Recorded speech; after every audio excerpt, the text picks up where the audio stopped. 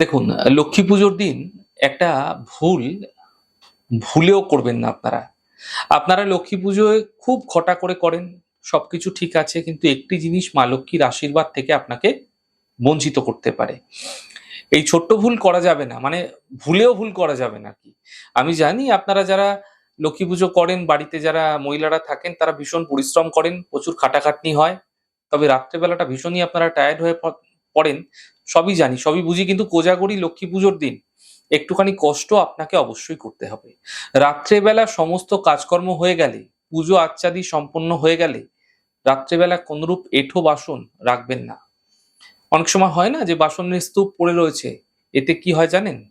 আপনারা সারাদিন মা লক্ষ্মীর আরাধনা করলেন, পুজো করলেন, সুন্দর করে সবকিছু করলেন, সব ঠিক আছে। কিন্তু এই রাত্রেবেলা যদি আপনারা এঁটো বাসন ঘরে রেখে দেন, তাহলে সেই গৃহে কিন্তু মা লক্ষ্মী প্রবেশ করতে চায় না। তাই ভুল করেও এই ছোট্ট ভুলটি আপনারা করবেন না। সাধারণভাবে এই ভুলটি বেশিরভাগ ক্ষেত্রেই মানুষের হয়ে থাকে। এতে আপনার গৃহে মা লক্ষ্মীর কৃপা বৃদ্ধি হতে দেখতে পাবেন।